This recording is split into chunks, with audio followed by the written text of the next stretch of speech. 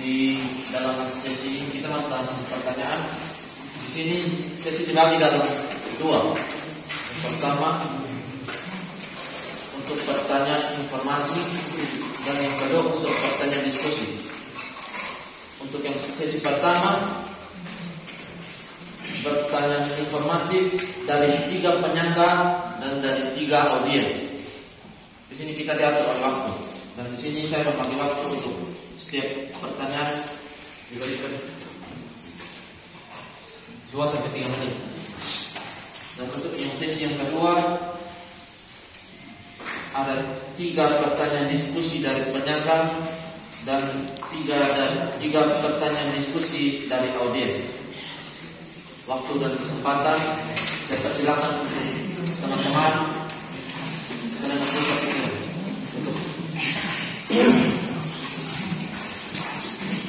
Terima kasih atas kesempatan yang diberikan. Sebelum saya memulai pertanyaan saya mewakili kelompok. Pertanyaan yang kami berikan, secara yang pertanyaan informatif sampai pertanyaan diskusi, adalah pertanyaan yang telah kami review bersama. Tadi pada saat kelompok pemateri membagikan hasil diskusi mereka, kami rapat sempat menemukan beberapa pertanyaan. Jadi pertanyaan informatif dan pertanyaan diskusi. Ini nanti akan dibacakan. Langsung saja, pertanyaan pertama. Apa isi persyaratan yang dibuat oleh Bapak Arnoldo Jansen pada waktu itu?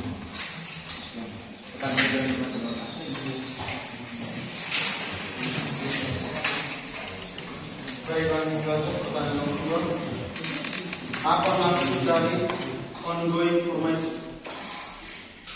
Terima kasih.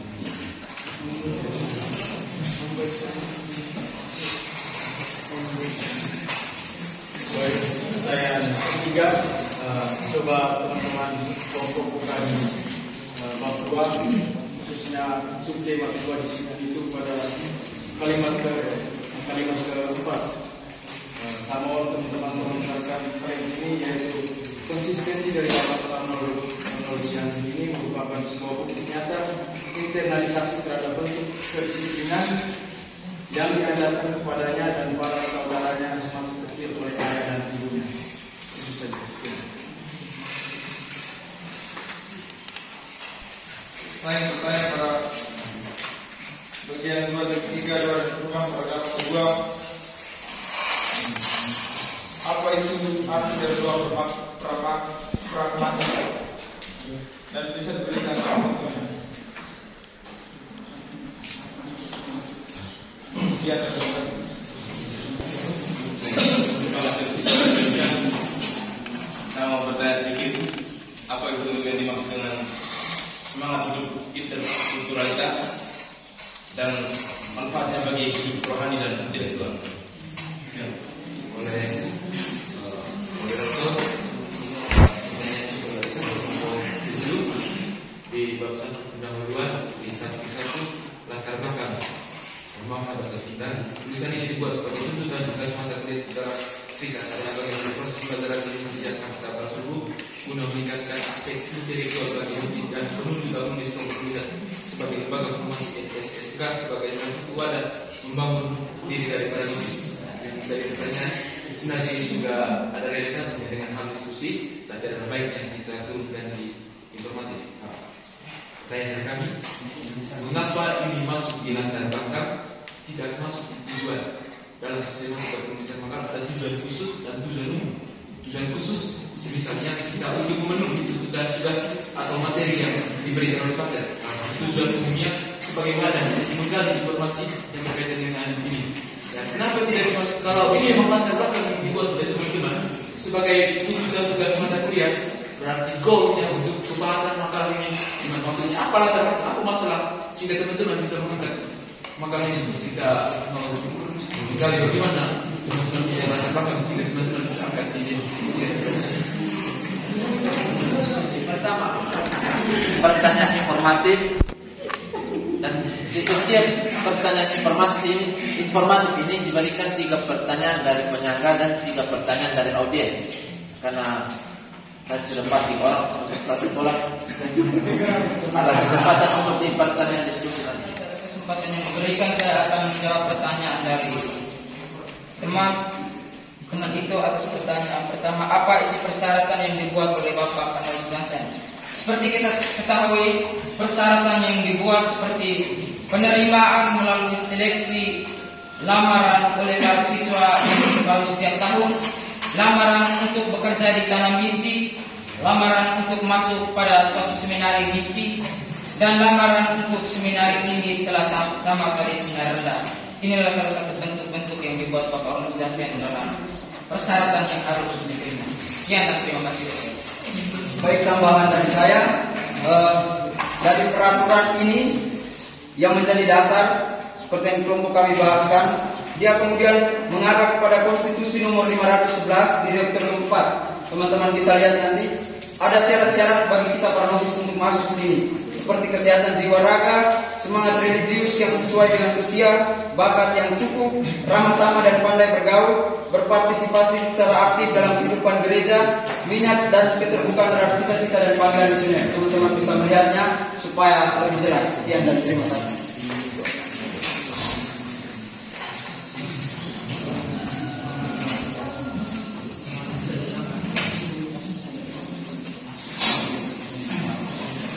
Saya akan menjawab pertanyaan dari saudara Aso. Apa itu ongoing information? Ongoing information artinya kegiatan di mana kita tanpa mengenal usia belajar terus menerus. Contoh nyatanya konkretnya itu pada Kamis. Kita saja sudah tua tapi sampai sekarang masih rajin baca buku dan bahkan masih rajin menulis. Lalu pertanyaan dari saudara Rodi, apa itu doa pragmatik? Secara umum kita harus kenal dulu kata pragmatik. Pragmatik itu artinya sebuah gaya di mana kita membahasakan sebuah bahasa itu dalam bentuk komunikasi. Lalu contoh doa pragmatik itu doa yang diajarkan oleh Santo Arnold Johansen kepada kita, yaitu doa ini: semoga hati Yesus hidup dalam hati semua manusia, semoga Allah Tritunggal hidup dalam hati kita. Di hadapan terang Santo Allah dan memberi karunia, lenyaplah kegelapan dosa dan kebutaan manusia tak terima. Itu gayanya berbicara tentang cinta Allah dan tentang realitas dosa manusia yang diajarkan kepada kita saat ini. Sekian, terima kasih.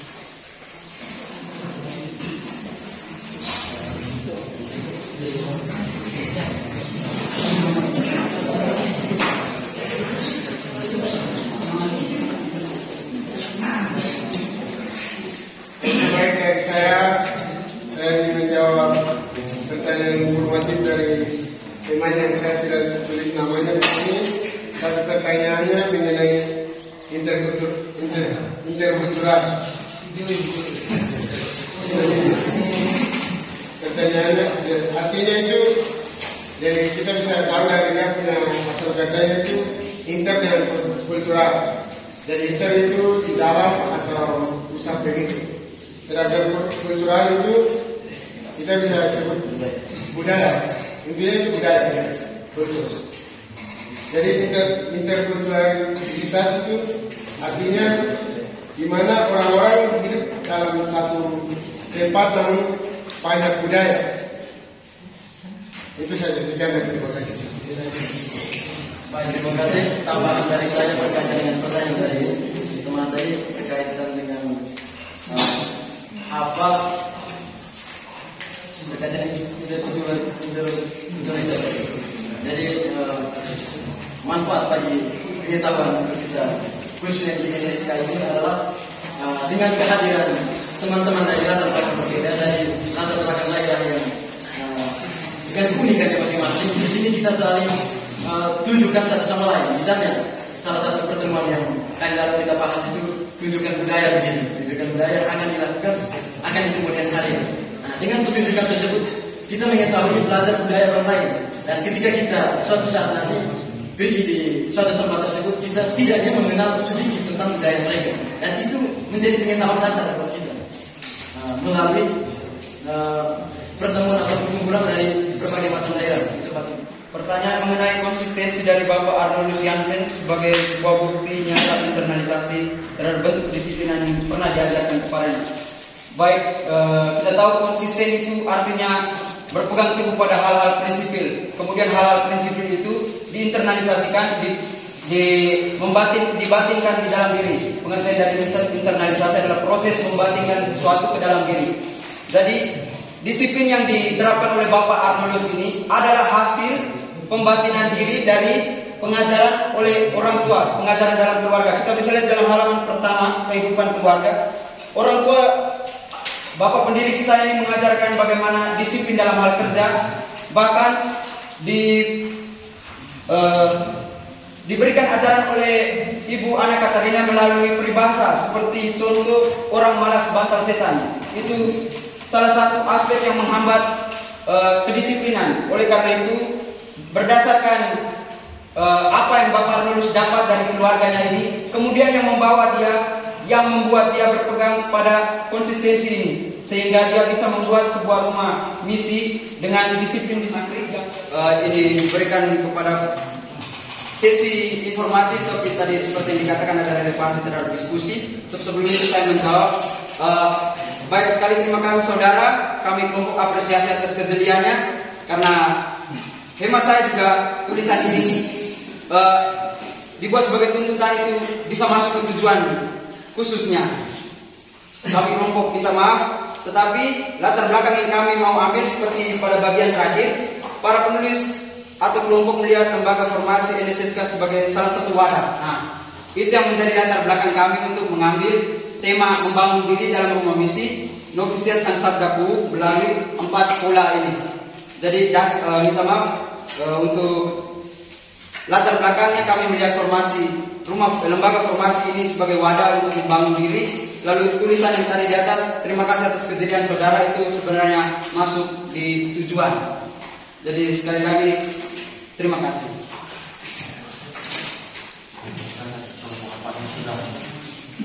Menjawab dan memuaskan masih jawaban kepada para audiens dan para tim penjaga. Pertanyaan yang kedua adalah pertanyaan bersama. Jadi pertanyaan yang pertama, Bapak Arnoldus Jansen membuat aturan demi mengecam kemalasan dan kelengahan. Lalu, bagaimana apabila para notis mengikuti kegiatan sebagai aturan wajib, bukan sebagai kebutuhan yang harus ia sadari sebagai hal yang bermanfaat bagi dirinya sendiri? Itu pertanyaan pertama. Lalu pertanyaan kedua. Langsung saja pertanyaan kedua.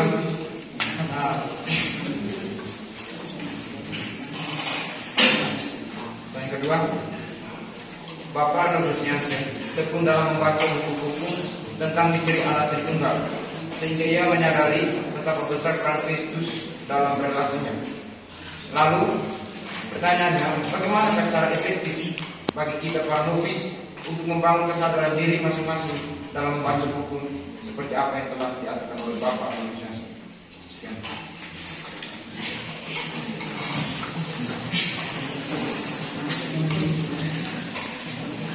Pertanyaan ketiga, apakah aturan yang sudah berlaku selama ini benar-benar membuat kita novis menjadi lebih matang? Misalnya para partai yang setiap sore atau waktu pagi yang suci itu harus menjaga kita. Saya rasa itu bukan sesuatu yang tepat untuk kita. Sebab itu bagaimana kelompok menanggapi pertanyaan ini?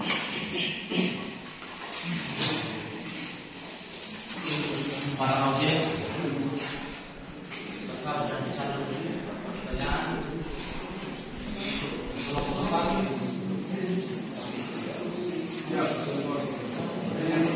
Pertanyaan pertama, Bapak Arnoldus Jansen membuat aturan demi mengecam kemalasan dan kelengahan. Lalu, bagaimana apabila para novis mengikuti kegiatan sebagai aturan wajib, bahkan bukan sebagai kebutuhan yang harus ia sadari sebagai hal yang bermanfaat bagi diri? Baik, terima kasih. Kami dari kelompok mau menyampaikan bahwa berkaitan dengan pertanyaan ini tadi, memang kita ketahui bahwa Bapak Arnoldus Jansen sudah menetapkan aturan untuk mengarahkan kita kepada jalan yang baik melalui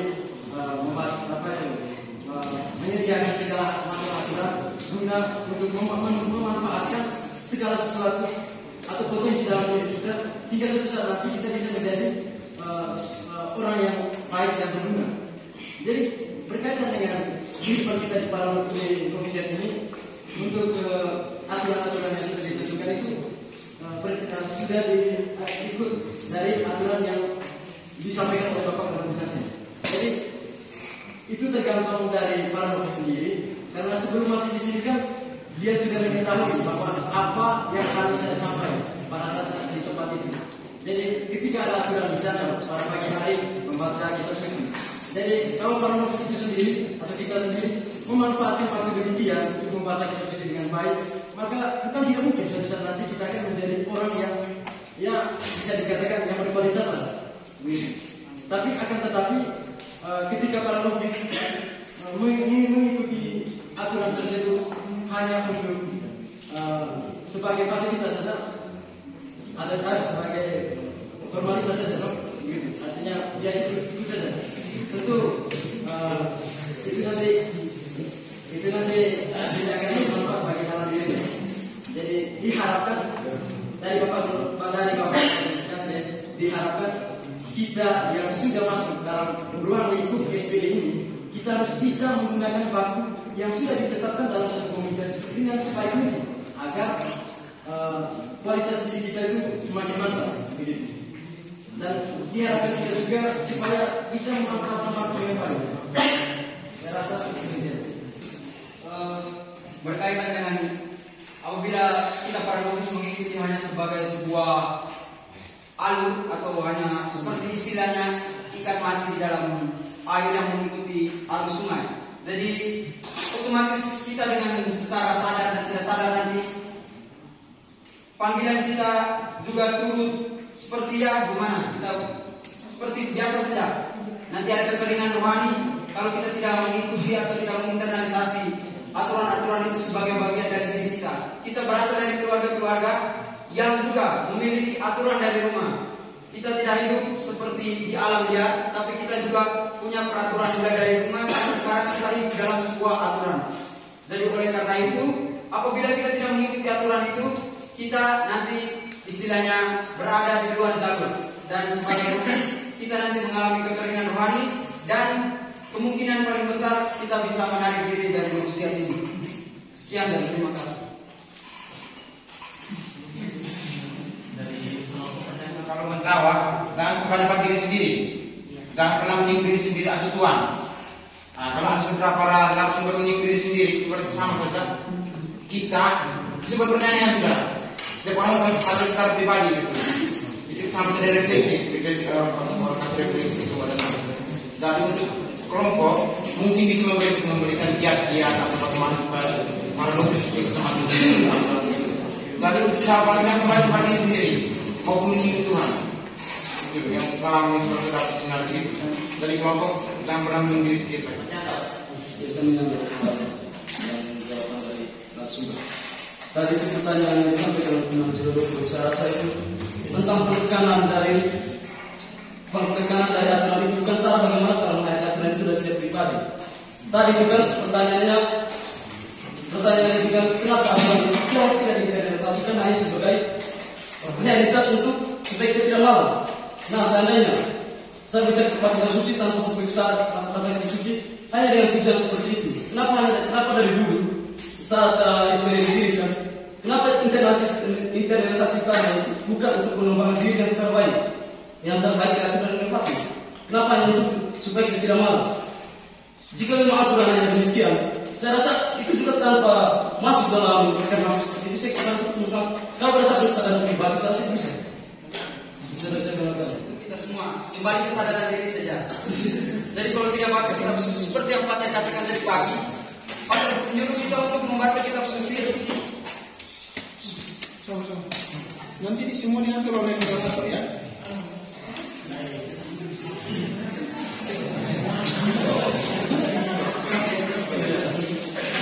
Baik, saya lanjut.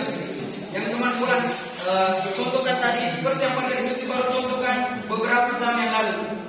Beliau suruh kita membaca kitab suci dengan kesadaran, dengan membandingkan kita dengan umat awam yang sekarang lebih jago dari kita para biarawan dalam hal pengetahuan akan kitab suci. Jadi sebenarnya pernyataan dari teman pulang itu menjadi jawabannya sendiri untuk kita semua, yaitu kesadaran diri. Sekian dan terima kasih. Tapi yang belum benar-benar mendapatkan kepuasan yang diterimanya itu jangan dari diri sendiri tadi. Kita juga banyak yang ingin menanggapi, jadi kami juga belum mendapat kepuasan yang jadi bagaimana teman-teman ini karena belum sampai kepuasan juga dengan tantangan. Saya masih bingung dengan tujuan dari teman-teman kelompok penyangga bahwa bukan kembali ke diri sendiri. Minta maaf, memang seperti yang teman itu sampaikan, tapi materi yang kami paparkan di sini itu kita melihat kembali ke dalam diri kita. Bagaimana lembaga formasi ini membangun kita, tapi dari dalam diri. Jadi saya minta maksudnya dari teman-teman kelompok. Dalam diri sendiri, tapi kemarin dari kita tuh belum sadar. Nah, ini kita kelompok cara-cara menyadarkan teman-teman itu bagaimana. Nah, itu sekian saja agar teman-teman semakin sadar. Bisa, sekian. Maaf dari kelompok kami, saya mewakili teman-teman. Bukan saya menggurui, tapi kiat-kiat yang diperlukan untuk meningkatkan kesadaran dalam hal disiplin tadi itu. Saya bisa berikan salah satu contoh seperti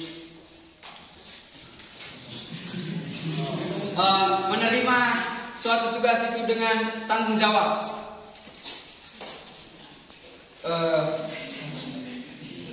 Saudara Jason mau menambahkan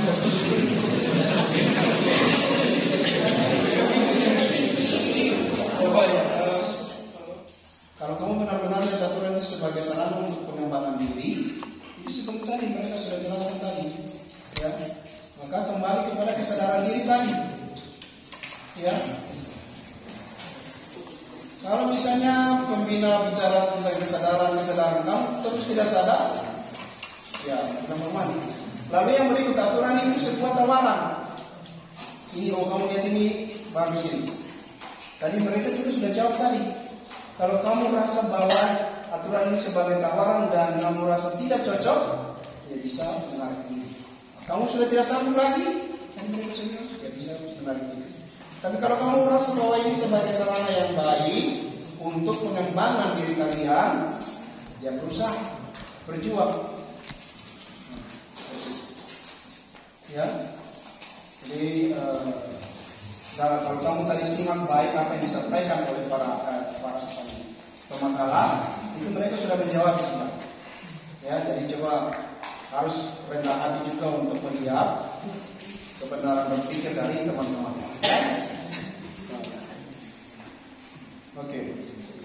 Jadi kira-kira pertanyaan pertama, siapa dicoba kau? Coba.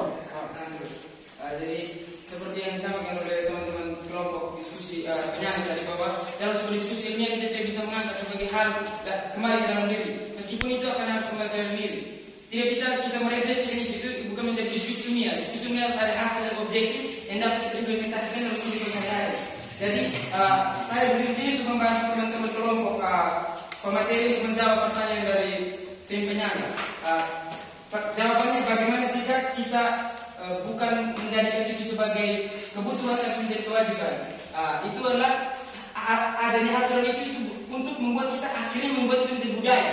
Pertama, adanya penekanan dari para penegas pada aturan itu. Akan timbul rasa takut. Rasa takut itu membuat kita ikut. Rasa takut itu kalau kita ikut terus nanti dia akan berubah menjadi kewajiban. Dia akan melekat. Kemudian saat tanpa kita sadari, ketika kita hilang dari kegiatan yang sering kita lakukan itu, kita akan merasa seperti ada yang kosong. Misalnya setiap pagi kita misa, kita selalu ditekankan, para pembina prostitusi selalu menegaskan itu untuk misa. Akhirnya karena kita takut buat refleksi, kita takut untuk dapat hukuman, kita pergi misa terpaksa. Itu yang pertama. Kemudian setiap hari karena terpaksa kita terus. Tapi secara tidak sadar bahwa misa itu melekat terus. Ketika setelah kita misa kita pasti ada yang hilang. Oh ternyata misa itu sudah jadi budaya yang kita. Jadi itu penekanan bahwa kita terus menegaskan peraturan, karena bukan langsung satu kali peraturan langsung jadi budaya, langsung jadi mau. Jadi ini berawal dari kecil, sebuah proses. Terima kasih. Baik, terima kasih sudah diberikan. Saya akan menjawab pertanyaan dari cara efeknya itu kita harus meluangkan waktu kita untuk membaca. Dan ini juga salah satu merupakan kesadaran diri dari setiap pribadi untuk bisa meluangkan waktu itu. Maka di saat sekarang ini dalam novisiat ini, karena kita bicara tentang novisiat, maka dalam novisiat ini kita para formator membuat aturan untuk membaca buku. Seperti paginya kita baca kitab suci dan pada sore harinya kita membaca buku rohani. Itu merupakan salah satu cara efektif bagi kita supaya untuk menambah wawasan kita. Yang keduanya itu juga karena kita sering lalai dalam membaca itu, maka para formator seperti magister membuat aturan dan menekan kepada kita semua supaya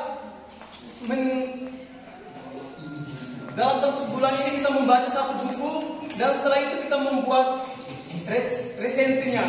Itu adalah salah satu cara dari magister supaya kita membantu kita untuk bisa membaca buku itu lebih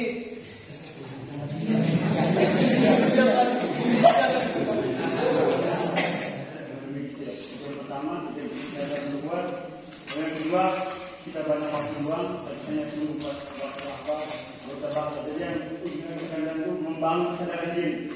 Kesadaran diri sudah ada, kita membangun. Membangun mata. Saya mengambil contoh, misalnya kita membaca sebuah kitab suci.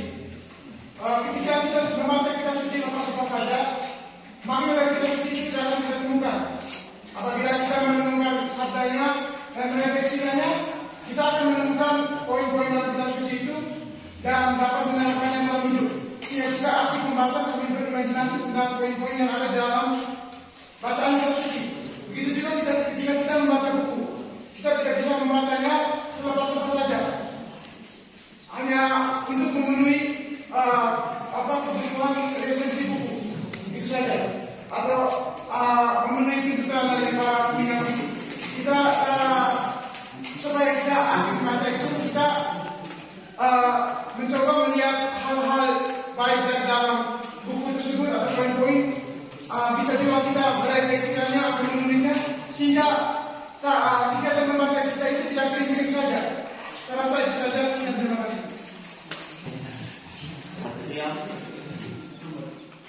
Tambahan dari sini. Baik, dari saya untuk kita ketika membaca sebuah buku, pertama kita harus punya rasa tahu yang besar dulu. Seperti ketika kita mendengar teman-teman ada yang bilang, wah ini buku ini keluar ini judulnya begini.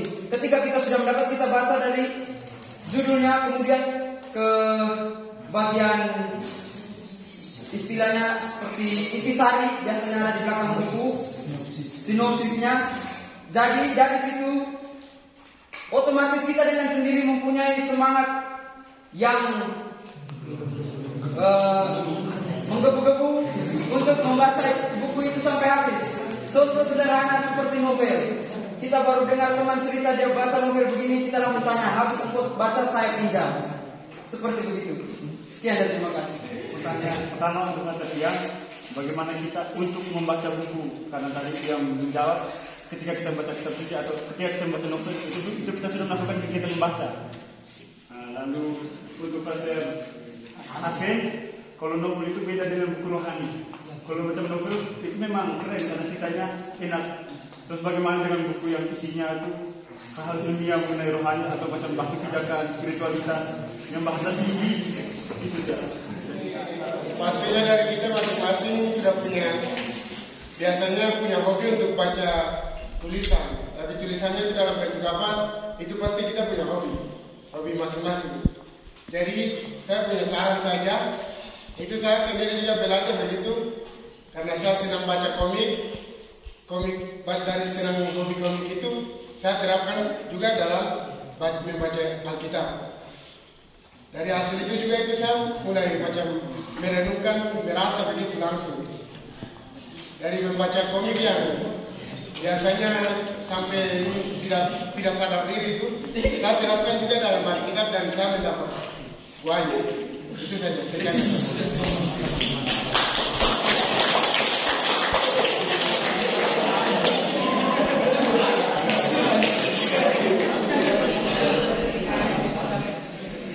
Para audiens sudah mulai mengontrol diri untuk mendengarkan. Masih dari kelompok. Sekarang kita lanjut ke pertanyaan terakhir dari kelompok penanya. Apakah aturan sudah membuat para novis menjadi lebih mantap? Secara matang, karena secara umum para pembina telah mendidik dan mematangkan para novis. Meskipun ada beberapa kegiatan yang para pembina masih harus jaga ataupun karena saya rasa ini karena tidak terkendali para novis.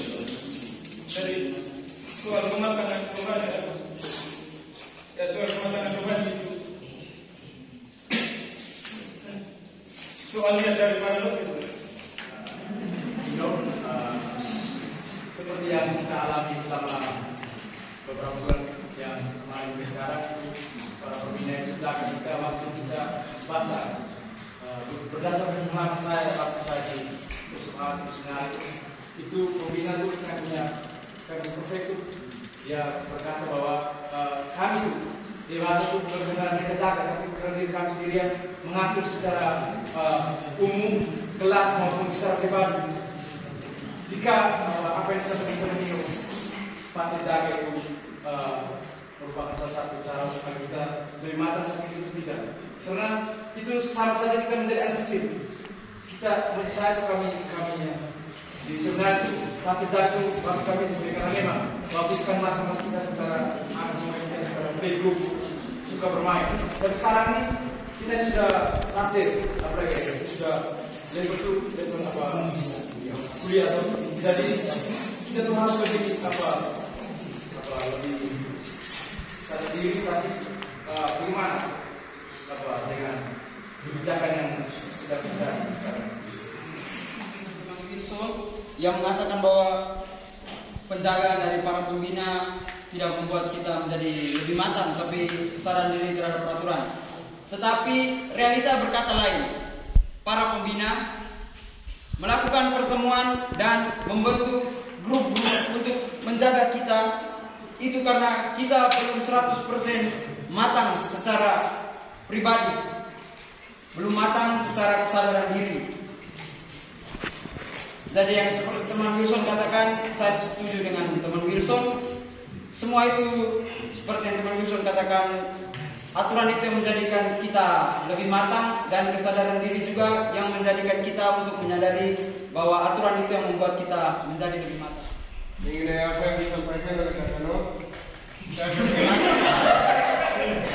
perjelas tadi. Maksudnya begini, dia jawaban itu jadi aturan, apakah aturan telah mendidik para novis? Jadi secara umum dikatakan ya, itu telah mendidik. Namun ada beberapa ini kegiatan yang harus dikontrol oleh pembina. Itu sebagai jaminan untuk ini penilaian diri kita masing-masing. Penilaian diri kita masing-masing, apakah ini lanjut atau tidak? Lanjut dalam ini atau tetap menjadi anggota SPD atau tidak layak. Itu juga salah satu ini kriteria untuk mereka menjaga atau mengontrol. Itu saja sekarang. Terima kasih. Jadi saya mendapat beberapa masalah di sini. Yang pertama, tidak aturan dari kelompok. Ini sudah matang, tapi teman aturan belum matang. Itu yang pertama. Lalu ada beberapa masalah juga. Yang pertama, kita dijaga karena kita belum dewasa. Yang kedua, kalau kita dijaga berarti kita anak kecil, dia belum dewasa. Jadi kalau kita bersama-sama diskusikan di sini. Ini saya membantu kelompok pertanyaan mereka. Jadi semua orang pertanyaan, apakah aturan dapat membuat para novis menjadi matang? Jawaban iya, betul, membuat kita menjadi matang. Itu terlihat dari semua aspek kehidupan kita di sini. Dan untuk menjadi matang ini kita melihat kembali dalam konteks kehidupan kita di sini. Contohnya kita sementara menjalani masa kanonik. Jadi kita melihat kembali pengertian ini masa kanonik. Masa kanonik adalah masa di mana mendidik kita untuk menjadi matang dan dewasa. Menjadi matang dan dewasa. Jadi terima kasih.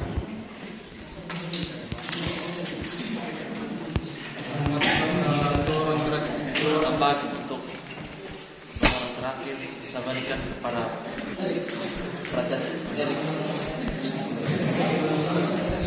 Baik, terima kasih. Saya membantu kelompok. Pertanyaannya dari teman penyangga, apakah aturan indonesia sudah membuat kita menjadi matang? Menurut saya iya. Kenapa? Pertama, dalam membangun pribadi seseorang tidak semudah membangun telapak tangan. Bukan berarti ketika kita masuk itu kita berbuat 100%. Tidak. Dan aspek-aspek kematangan dalam diri kita sudah nampak. Pertama dalam rohania. Jika saya bertanya kepada teman-teman semua, siapa yang sampai detik ini belum pernah masuk untuk visitasi di ruangan ras? Pasti tidak ada yang saya tanya, karena semua sudah pernah. Atau ada yang belum pernah masuk ke ruangan ras untuk visitasi?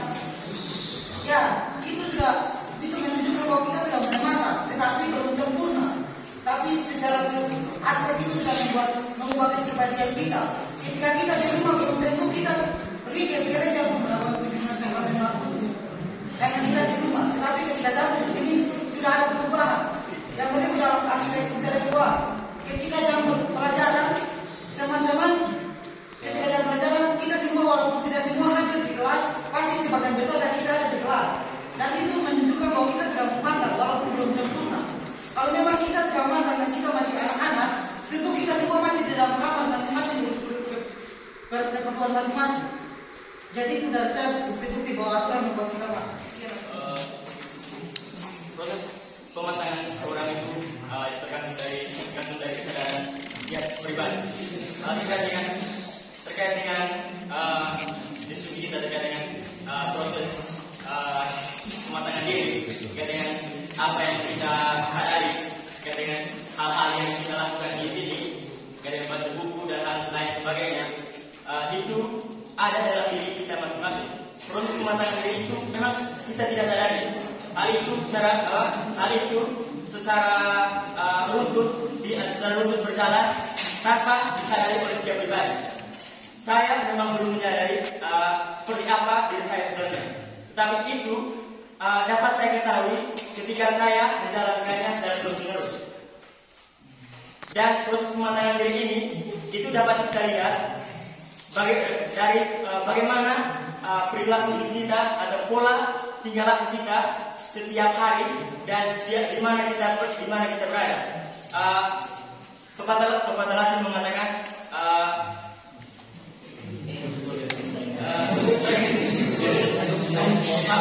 saya lupa saya jelaskan dalam bahasa Indonesia. Di mana aturan, di mana bumi dipijak, di situ ada aturan. Atau dalam hal lainnya, di mana saya berada, di situ ada aturan. Dan aturan yang menempatkan diri kita untuk menjadi pribadi yang lebih matang lain. Dan proses pematangan diri ini tergantung dari kesadaran diri kita. Menjawab pertanyaan dari sama saudara dari kelompoknya. Jadi sebelum saya menjawab pertanyaan, ini kita sudah mendengar bahwa sebuah ungkapan yang berkata seperti ini, bahwa aturan itu dibuat oleh manusia dan diperuntukkan untuk meneruskan manusia itu sendiri. Jadi dua kira yang harus kita pahami bahwa apakah aturan bisa membuat manusia menjadi matang? Jadi saya rasa aturan bisa membuat manusia menjadi matang. Dan apakah aturan di Indonesia ini sudah menjadikan manusia-manusia di Indonesia ini menjadi matang? Jadi untuk menjawab apakah aturan di Indonesia ini sudah menjadikan kita matang, itu kita harus berpikir dari aturan itu dibuat oleh manusia dan untuk manusia. Dan apakah aturan sudah menjadikan novis-novis itu matang? Jadi kita mengertinya itu dalam konteks itu. Yang kedua, aturan dibuat untuk manusia. Yaitu apakah aturan di Indonesia ini sudah menjadikan kita matang? Dan memang kalau aturan bisa membuat kita matang. Tapi apakah aturan sudah menjadikan novis matang, itu harus dipahami dua perspektif. Yang pertama itu kan itu bergantung pada tanggapan dari novis itu sendiri. Ketika novis benar-benar menyadari bahwa aturan itu benar-benar untuk kepribadiannya, itu pasti dia akan menyadari sungguh dan benar-benar aturan itu akan mematahkan dirinya. Dan ketika novice tidak menyadari benar aturan itu, pasti aturan itu tidak akan benar-benar mematahkan dirinya. Jadi yang patut digarisbawahi bahwa aturan itu memang bisa menjadikan manusia matang. Tapi apakah aturan sudah menjadikan manusia matang itu harus kita lihat dalam konsep tujuan dan aturan sendiri. Bahwa ketika manusia menanggapi aturan dengan kepribadiannya itu, maka kematangan itu kan bergantung pada kepribadian seorang dan berkaitan dengan penjagaan dari para pembina. Jadi kita mengatakan bahwa kita bukan anak kecil lagi, kita sudah dewasa. Dan saya memang amat disayangkan bahwa kita mengatakan kita bukan anak kecil dan kita sudah dewasa, tapi kita pada karakter ini tidak menunjukkan kedewasaan kita. Dan ciri khas dari seorang dewasa itu adalah matang. Apakah kita selama ini menunjukkan bahwa kita benar-benar orang dewasa matang? Jadi itu harus kita menunjukkan di dalam diri kita masing-masing. Kalau memang kita menyatakan bahwa saya ini orang dewasa, tidak perlu dijaga oleh para pembina, tunjukkan kedewasaan kita, tunjukkan kematangan kita bahwa kita orang dewasa yang memang benar-benar sudah matang secara psikologis dan secara bagaimana. Sudah bertanya, sekarang kita masuk dalam sesi pertanyaan diskusi bagi para audiens. Terima kasih atas kesempatan yang diberikan. Bagaimana cara yang dapat dilakukan untuk memupuk dan menjunjung tinggi semangat hidup interkulturalitas demi mengutamakan kepentingan bersama? Pertanyaan ini timbul dari masih adanya sukuisme di kita dalam komunitas. Kita hidup dari banyak daerah, bahasa. Salah satu bukti sukuisme kita yaitu di bahasa. Ketika 2 atau 3 orang berkumpul, kita lebih menggunakan bahasa daerah kita sendiri. Kita tidak melihat bahwa ada teman-teman lain yang dari daerah lain yang tetap mengerti atau tidak. Terima kasih. Dari menurut Indonesia, berkaitan dengan hidup bersama itu dan bagaimana latar belakang yang berbeda. Jadi hal-hal cara-cara yang perlu kita lakukan itu adalah di sini kan kita sudah berbunyi dalam satu unit, berbunyi di setiap unit masing-masing, dan dalam unit tersebut mungkin dihuni oleh berbagai oleh orang yang memiliki latar belakang atau budaya masing-masing. Jadi dalam hal ini melalui menghuni dalam satu ruangan tersebut, kita diajak untuk bisa saling berkomunikasi antara satu sama lain. Yang perlu ditekankan di sini misalnya orang yang berbeda budaya, misalnya saya dengan teman Oscar. Jadi selain itu juga melalui berkaitan dengan cara komunikasi kita. Jadi hal-hal yang perlu kita lakukan itu adalah ketika saya dan teman Mercy misalnya, kami orang Mundrai. Nah, ketika kami berdua itu boleh berbicara pakai bahasa Mundrai. Akan tetapi ketika salah satu teman asli misalnya gabung dengan kami sudah 3 orang, dia kan orang luar, orang yang tidak mengetahui bahasa daerah kami. Jadi hal yang perlu kami lakukan itu bahasa Indonesia. Jadi itu tanda untuk menghargai kebudayaan orang lain, dan itu menjadi salah satu cara untuk bisa membangun hidup bersama yang baik demi memaknai hidup komunitas yang lebih mantap. Saya rasa itu saja. Terima kasih. Baik, dari saya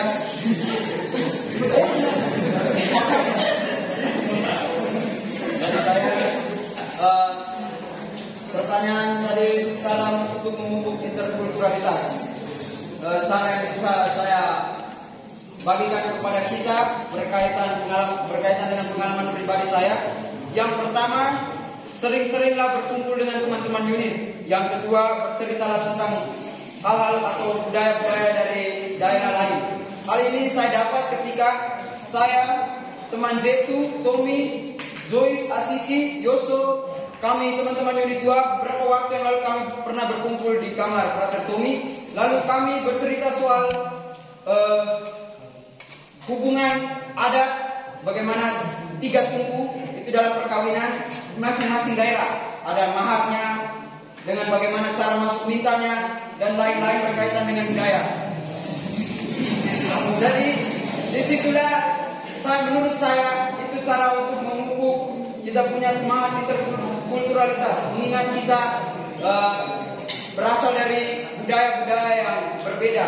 Lalu yang berikut, kita harus berkomunikasi dalam bahasa Indonesia, walaupun dari berbagai daerah, karena bahasa Indonesia itu selain merupakan identitas bangsa, tetapi merupakan alat komunikasi universal untuk kita orang Indonesia. Sekian dan terima kasih. Saat ini kita berada di Manggarai. Otomatis ini kita secara tidak langsung kita juga berbaur dengan orang-orang Manggarai gitu. Namun mungkin yang berlebihan untuk bicara-bicara bahasa itu karena mungkin kebanyakan rindu dengan kampung halaman begitu. Jadi otomatis dia jarang bicara dari ini. Jadi itu juga tergantung besaran diri saya. Jadi saya dengarkan untuk kita di sini, pastinya karena kita di tempat di mana kita tinggal, itu otomatis kita akan berbaur dengan masyarakat. Jadi mereka sudah bicara untuk kita berbaur. Itu saya sampaikan.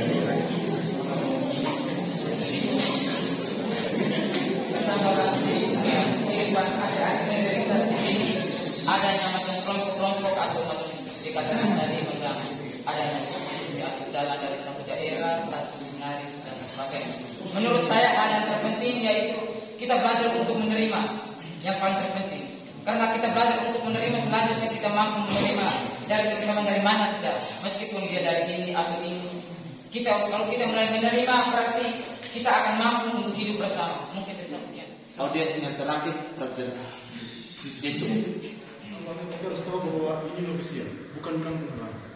Kita harus tahu ini novisia, bukan kampung halaman. Itu berdasarkan pendidikan yang saya alami di sebenarnya. Kita harus sadar bahwa kita di mana. Kalau kita di kampung halaman, oke. Namun ada saatnya kita pasti akan ada kerinduan. Kerinduan terhadap kampung halaman itu ada. Namun bagaimana kita mengatur waktu kita membuat suatu kerinduan dengan suatu keputusan yang tidak merugikan kehidupan bersama. Itu agar tidak ada diresahkan dan meresahkan. Maksud saya seperti itu. Lalu soal bahasa Indonesia, karena sedikit menyinggung, saya ingin katakan bahwa kita di sini dalam situasi formal pun kita masih menggunakan bahasa Indonesia yang masih saya bilang belum baku. Masih ada dialek-dialek, beberapa dialek yang kita ucapkan dalam situasi formal seperti ini. Atau yang sederhananya kamar makan. Itu tuh hampir secara keseluruhan menggunakan dialek. Maksudnya masih menggunakan bahasa yang bukan baku lah. Maksud saya seperti itu. Maksudnya bahwa bahasa keseharian kita pakai untuk melakukan pengumuman. Maksudnya yang sebaiknya yang secara formal lah. Seperti yang saya dengar, masih saja kita mencatat kata macam kayak kalau di Papua bilang jangan bersingkat jang atau tidak atau terada, tidak seperti tidak ada itu bilang sebenarnya maksudnya tidak ada, tapi kita masih pakai tiada. Maksud saya seperti itu.